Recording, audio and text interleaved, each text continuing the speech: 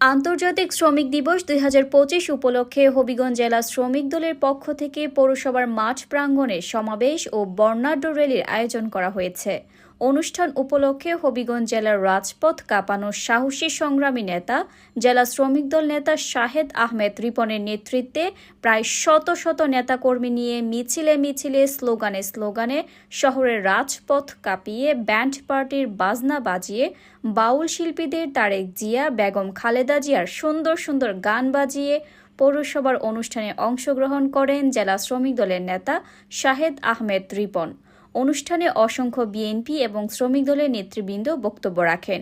বক্তারা বলেন, যারা ১৬ বছর রক্তচোষণ করেছেন তাদের প্ররোচনায় নির্বাচন বিলম্বিত করবেন না।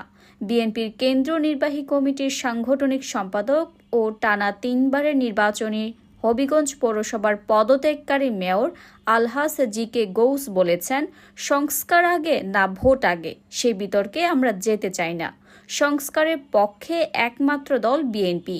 ২ বছর পূর্বে রাষ্ট্র কাঠামো মেরামতের জন্য আমাদের নেতা তারেক রহমান জাতির সামনে ৩১ দফা দিয়েছেন। বিএনপির সংস্কার চায়, কিন্তু অন্তর্বর্তীকালীন সরকারের অনুরোধ করব, সংস্কারের নামে নির্বাচন বিলম্ব করবেন না। Advocate SM. বজলুর রহমানের সভাপতিত্বে এবং যুগ্ম সাধারণ সম্পাদক আমিনুর রশিদ আনসারী রতন ও হবিগঞ্জ পৌর শ্রমিক দলের সদস্য সচিব আবু কায়সার সাজ্জাদের যৌথ পরিচালনায় অনুষ্ঠিত আলোচনায় সভায় বক্তব্য রাখেন জেলা শ্রমিক দলের সহ সাধারণ সম্পাদক আব্দুল খালেক, জেলা শ্রমিক দল নেতা শাহেদ আহমেদ রিপন, সদর উপজেলা শ্রমিক দলের সাবেক সভাপতি শেখ নুরুল হক লিটন, জেলা শ্রমিক দলের নেতা শেখ রহমত আলী, বানিয়াচং উপজেলা শ্রমিক দলের সদস্য সচিব আনোয়ার হোসেন, শ্রমিক দল নেতা মঈন উদ্দিন আহমেদ, রুবেল মিয়া, আজিজ খান, রাকিব মিয়া, ইমন মিয়া, আমির আলী, আফজল মিয়া প্রমুখ।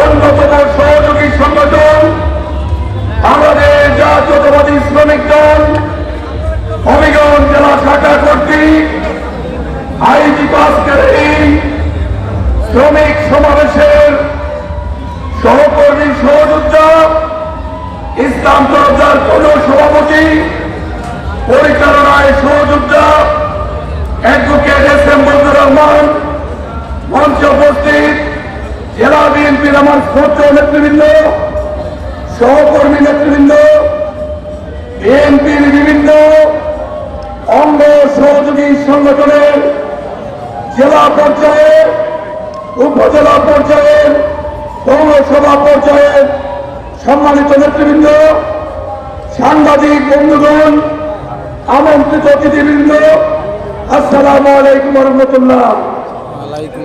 শ্রদ্ধার সাথে স্মরণ করি 1886 সালের আজকের এই দিনে আমেরিকার শিকাগো শহরের হে মার্কেটের সাথে মানুষের শ্রমিকের দাবি আদায়ের জন্য কর্মঘণ্টা 8 ঘণ্টা নির্ধারণ এবং প্রাপ্য মজুরির দাবিতে এই শ্রমিক ভাইরা সেই দিন প্রতিবাদ করেছিলেন।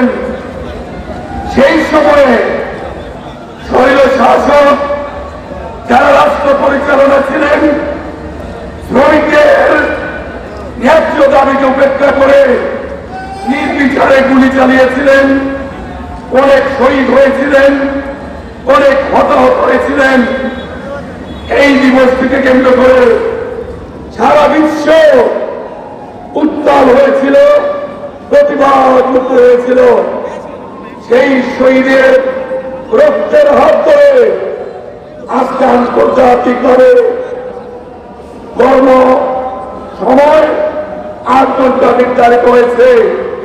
কোন কোন জায়গায় শ্রমিকের অধিকার প্রতিষ্ঠা হয়েছে।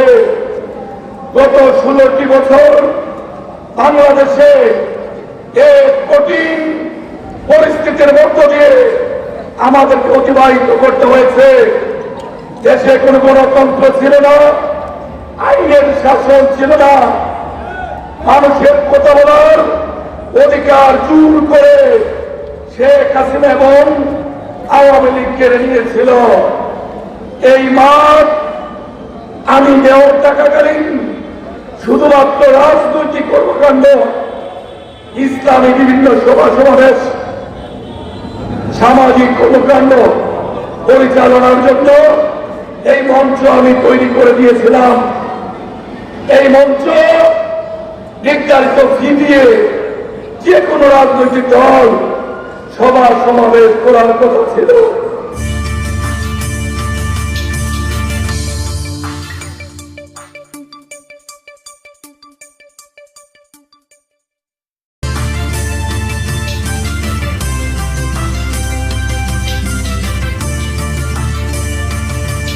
আপনারা দেখছেন SKTV নিউজ চ্যানেল, সত্যের সন্ধানে নিরন্তর পথ চলা